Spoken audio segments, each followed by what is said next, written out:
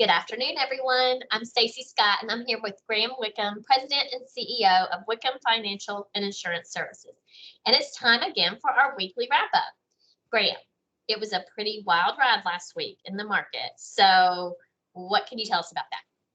Well, it was, Stacy. It was a huge ride in the market, one that was up. We saw the NASDAQ up about 8%. We saw the Standard & Poor's index and the Russell 2000 small cap index of 5-6%. The Dow followed that. We saw a really strong market last week. Really, the side of the market that really rallied the most is kind of the stuff that's been out of favor the most. But all in all, it was a broad-based rally in the market. A couple other things that we saw that maybe spurred this rally on. We had the Federal Reserve finally come out. And in their meeting, they raised interest rates 25 basis points, really announced that they're going to be taking a more hawkish stance towards trying to tamp down this high inflation that we have. Also, at the same time, lowering possibly their expectations for gross domestic product.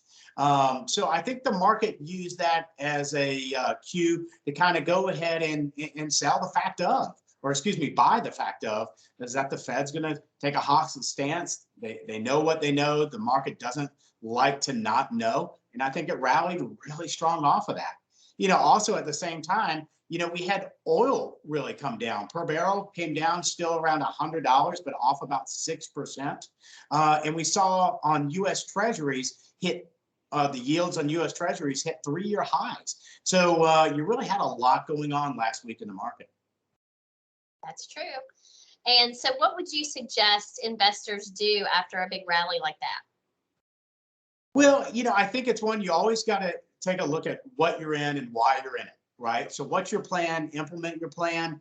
But most importantly, if you felt like you've had overexposure, or you recently had some exposure and bought lower in those highly speculative, great product, but high valuations that aren't really justifiable, at least in the foreseeable future, I think it's reasonable to take some gains and look at the sides of the market that maybe you're possibly a little underweight. We really focus on GARP, growth at a reasonable price. We want to own companies that are number 1 and 2 in their sector. We love companies that have dividends, strong share buyback, strong management team, strong product.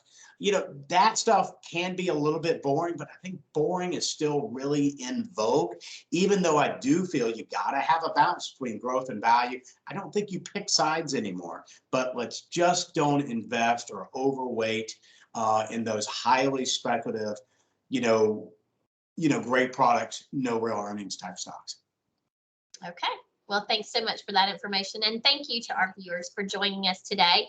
Hope everyone has a wonderful first week of spring, and we'll look forward to seeing you all next week at the next weekly wrap up. Thanks so much. Take care.